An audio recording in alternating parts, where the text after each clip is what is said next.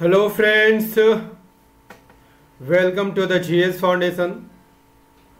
एक बार फिर से स्वागत करता हूं आप सभी छात्रों का जीएस फाउंडेशन की इस ऑनलाइन प्लेटफॉर्म पे। और दोस्तों, आपसे मेरा ये रिक्वेस्ट है कि फटाफट से इस सेशन को आप दोस्तों के साथ शेयर कर दीजिए। फटाफट से इस सेशन को आप अपने दोस्तों के साथ अवश्य शेयर कर दीजिएगा। आज के सेशन में हम लोग करने वाले हैं दोस्तों बौद्ध धर्म, और बौद्ध धर्म का ये मेरा चौथा वीडियो है दोस्तों। इससे पहले 3 वीडियो आपको उपलब्ध करा चुका हूँ। यदि आपने उन वीडियो को नहीं देखा है तो आप मेरे प्लेलिस्ट में जाकर देख सकते हैं। आज के सेशन में बौद्ध धर्म से जुड़े महत्वपूर्ण सवालों को यहाँ कवर करेंगे।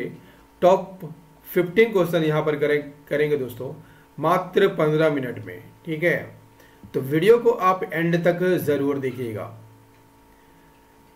ये सवाल जो है दोस्तों Z-8 एग्जाम के लिए काफी महत्वपूर्ण होने वाले हैं। तो चलिए यहाँ पर सेशन की शुरुआत कर लेते हैं। देखिए, पहला सवाल आपकी स्क्रीन पर है। क्या कहता है? कहता है कि कमल का संबंध गौतम बुद्ध के किस घटना से है? ऑप्शन है जन्म से, प्रवचन से, महापरिनिर्वाण से या महाविनिष्क्रमण से। सही आंसर क्या हो जाएगा? तो इसका सही आंसर हो जाएगा दोस्तों, कमल का संबंध जन्म से है। कमल का संबंध किससे है? जन्म से है। ठीक है। महापरिनिर्वाण किससे संबंधित है? मृत्यु से संबंधित है। ठीक है। और महाविनिष्क्रमण, ठीक है, घर त्यागने की घटना को कहा जाता है। घर त्यागने की घटना को क्या कहा जाता है? महाविनिष्क्रमण कहा जाता है। ठीक है। और प्रवचन क्या कहलाता है? धर्म चक्र परिवर्तन। धर्म चक्र परिवर्तन कहलाता है पहला प्रवचन। कमल का संबंध किससे है दोस्तों? गौतम बुद्ध के जन्म से है। क्लियर? गौतम बुद्ध से जुड़ी कुछ और अन्य घटनाएं कौन कौन है? जैसे महाविनिष्क्रमण, गृह त्याग। ठीक है, गृह त्याग से संबंधित है। और इसका प्रतीक चिन्ह क्या है? अश्व है। निर्वाण, संबोधि, ज्ञानोदय किससे संबंधित है? बोधि वृक्ष से संबंधित है। धर्म चक्र परिवर्तन यानी पहला उपदेश का प्रतीक चिन्ह क्या है? पहिया है। और महापरिनिर्वाण यानी मृत्यु का प्रतीक चिन्ह स्तूप है। क्लियर? चलिए देख लेते हैं अगला सवाल, है ना। बड़े ही ध्यानपूर्वक आंसर को कीजिएगा। चलिए आंसर कीजिए। बुद्ध के गृह त्याग का प्रतीक क्या है? अभी अभी बता चुका हूं दोस्तों कि बुद्ध के गृह त्याग का प्रतीक क्या है। सही आंसर हो जाएगा घोड़ा है। ठीक है। बुद्ध के गृह त्याग या महाविनिष्क्रमण का प्रतीक चिन्ह क्या है? घोड़ा है। ठीक है। बौद्ध धर्म में घोड़े को मुक्ति, मानसिक शक्ति और ऊर्जा का प्रतीक माना जाता है। क्लियर? चलिए नेक्स्ट कर लीजिए। नेक्स्ट सवाल क्या कहता है? कहता है कि सारनाथ में बुद्ध का प्रथम प्रवचन क्या कहलाता है? महाविनिष्क्रमण, ये तो गृह त्याग की घटना है। ठीक है। महापरिनिर्वाण, मृत्यु से संबंधित घटना को कहा जाता है। ठीक है। और धर्म चक्र परिवर्तन प्रथम प्रवचन कहलाता है। Option D is the correct answer. ठीक है।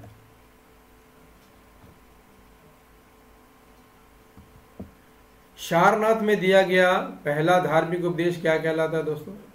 धर्म चक्र परिवर्तन कहलाता है। क्लियर? चलिए नेक्स्ट सवाल का आंसर कीजिए।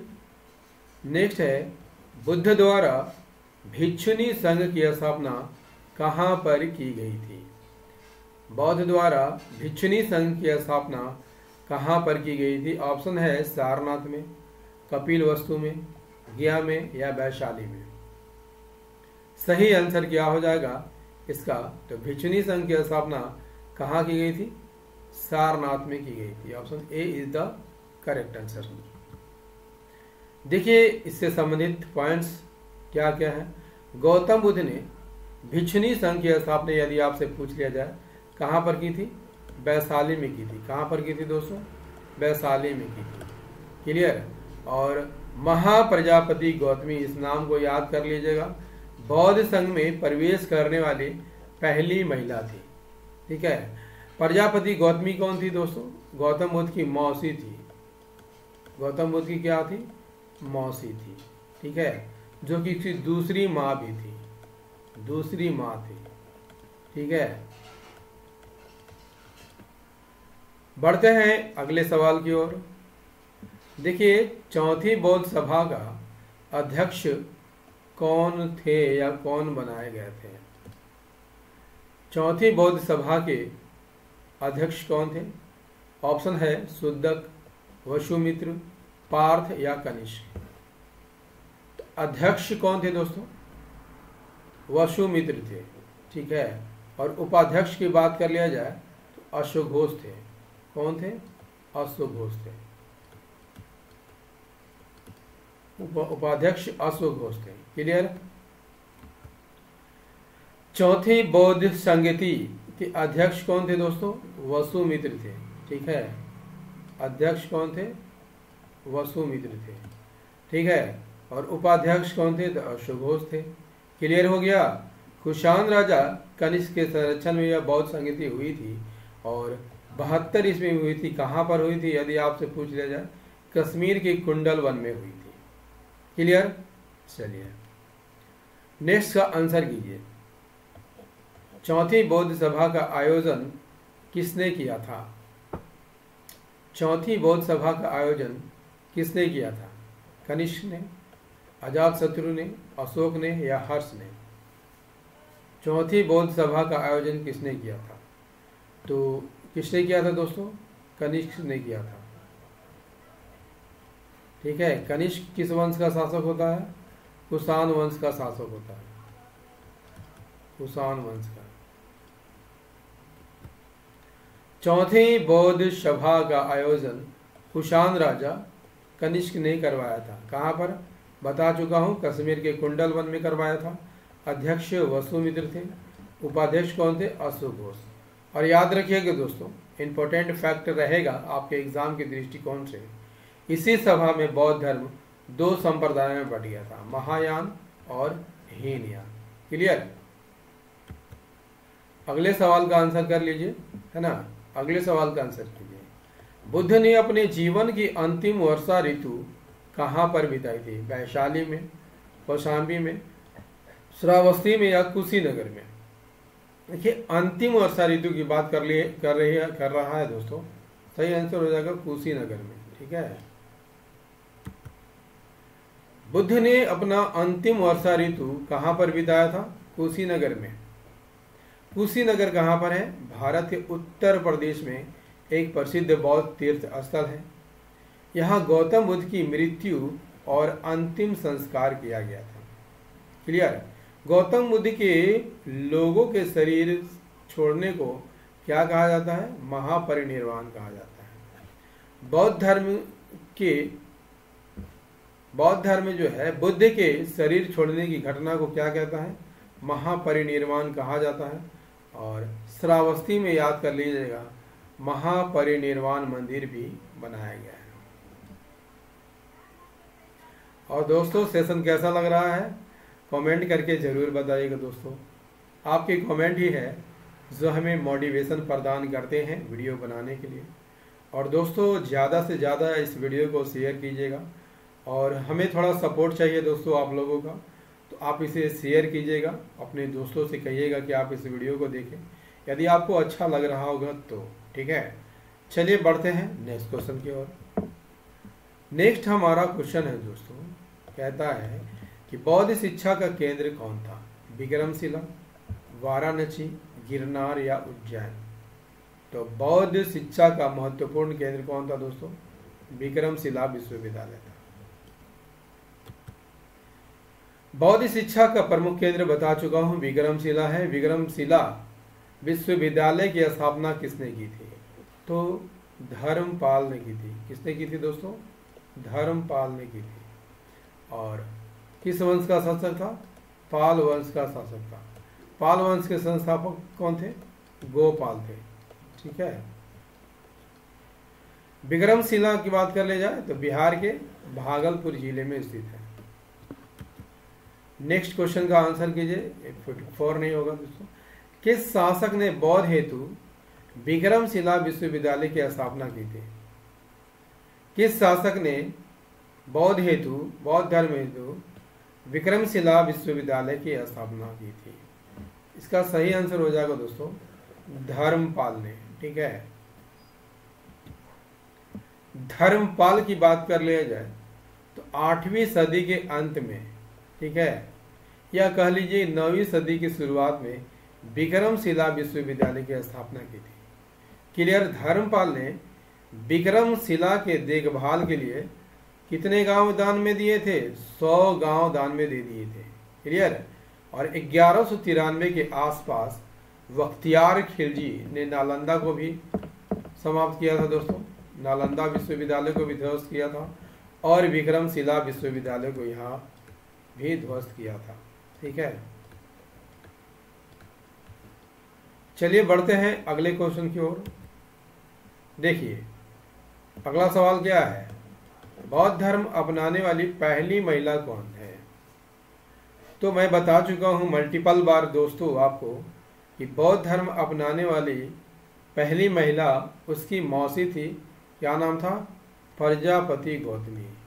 प्रजापति गौतमी नाम था। ठीक है। प्रजापति गौतमी। तो option B is the correct answer, that is Prajapati Gautami.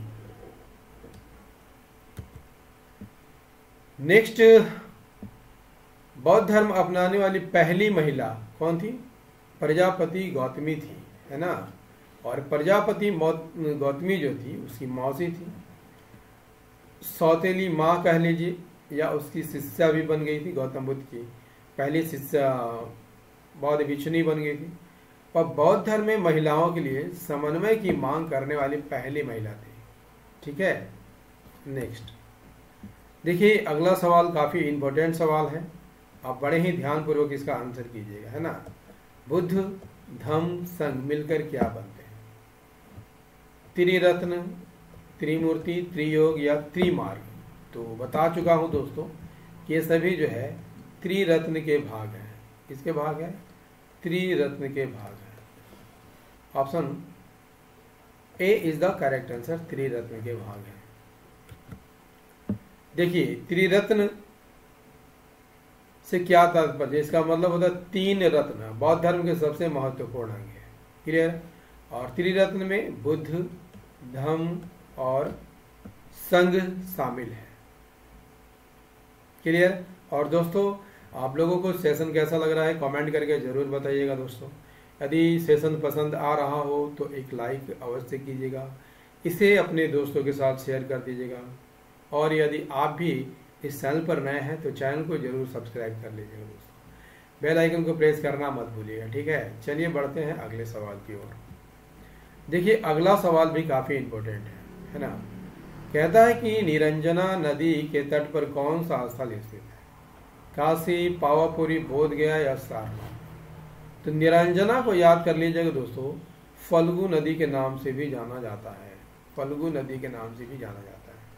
ठीक है। तो निरंजना बोधगया के पास है। ठीक है। और इसी नदी के किनारे जो है गौतम बुद्ध को ज्ञान की प्राप्ति हुई थी। निरंजना नदी के तट पर बोधगया स्थित है। निरंजना नदी को फल्गु नदी के नाम से भी जाना जाता है। हो गया क्लियर। बोधगया बिहार के गया जिले में है और दुनिया भर में किस लिए प्रसिद्ध है? तो ये बौद्धों के लिए, ठीक है, सबसे पवित्र स्थलों में से एक माना जाता है। क्लियर। चलिए अगला सवाल का आंसर कीजिए। अगला सवाल है, शून्यता का सिद्धांत देने वाले बौद्ध दार्शनिक कौन थे? आनंद, नागार्जुन, वसुबंधु, आचार्य राहुल?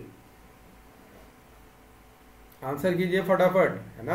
आंसर कीजिएगा तभी आप परीक्षा को पास कर पाइएगा। ठीक है। तो आंसर कीजिए। शून्यता का सिद्धांत देने वाले बौद्ध दार्शनिक कौन थे? तो आप याद कर लीजिएगा दोस्तों, वे बौद्ध दार्शनिक कौन थे? नागार्जुन थे, है ना। चलिए, शून्यता का सिद्धांत देने वाले बौद्ध दार्शनिक कौन थे? नागार्जुन थे। और नागार्जुन ने आइंस्टाइन के सापेक्षता के सिद्धांत के समान ही शून्यवाद का सिद्धांत दिया। ठीक है, यदि आपसे पूछ लिया जाए कि शून्यवाद शून्यवाद शून्यवाद शून्यवाद का सिद्धांत किसने दिया था? किसने दिया था? तो शून्यवाद का सिद्धांत जो है नागार्जुन ने दिया था।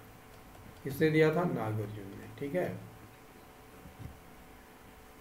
नेक्स्ट है, एशिया का प्रकाश भी कहा जाता है किसे? ईसा मसीह को।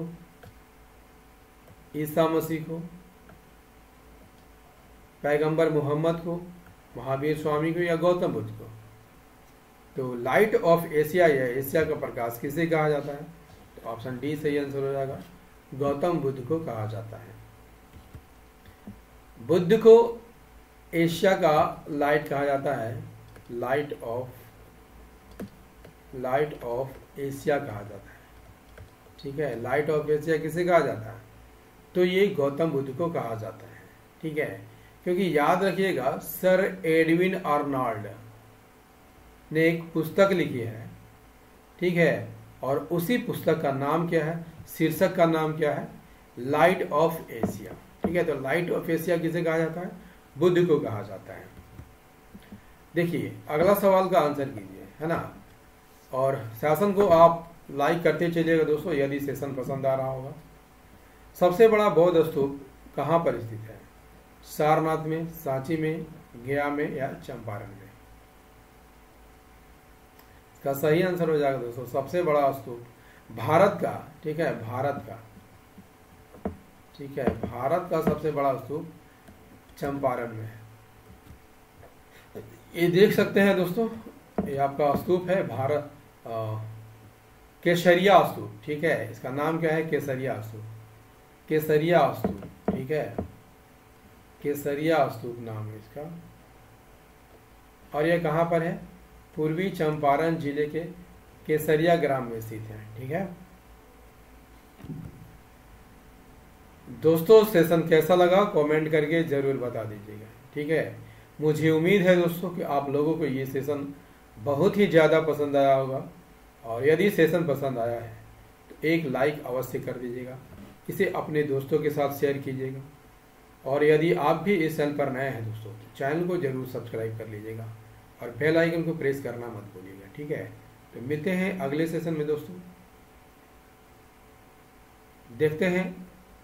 मिलते हैं अगले सेशन में। तब तक के लिए जय हिंद, धन्यवाद।